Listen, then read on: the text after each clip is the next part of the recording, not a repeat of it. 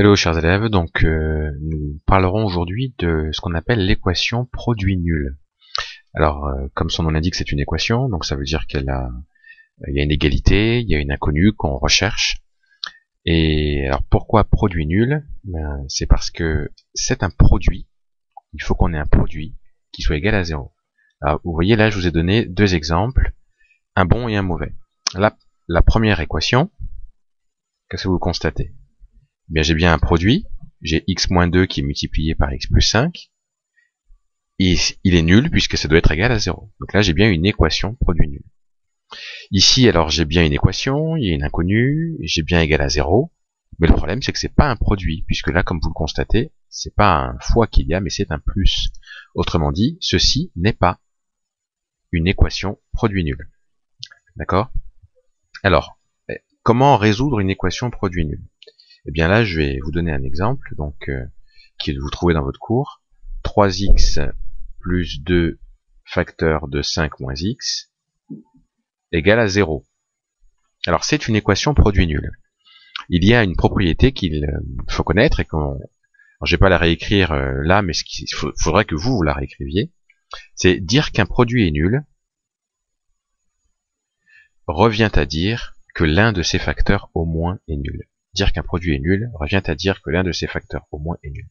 Ça veut dire que si ce produit-là, que l'on a ici, il est nul, c'est forcément que ces facteurs-là, ou alors celui-ci, est égal à 0.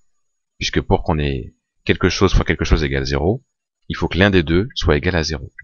Donc on va l'écrire ce que ça signifie. Donc 3x plus 2 égale 0, ou alors 5 moins x égale 0. Donc du coup, on va résoudre cette mini-équation. Alors, je vous rappelle qu'on peut donc mettre tous les nombres qui ne sont pas en x dans le membre de droite et tous les nombres en x dans le membre de gauche.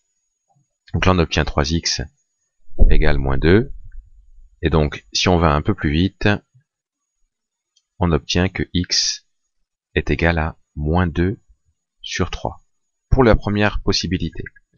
Deuxième possibilité, 5 moins x est égal à 0. Ça veut dire que si on résout l'équation, si j'enlève, j'élimine le 5 du membre de gauche, ça me donne donc moins x. Il faut faire attention, il y a un moins devant le x, donc il faut le garder, qui est égal à moins 5. Alors, si moins x ça fait moins 5, ça veut dire que x, et c'est x que l'on cherche, c'est pas moins x, c'est forcément égal à 5. Donc on a deux possibilités, on va l'écrire comme ça.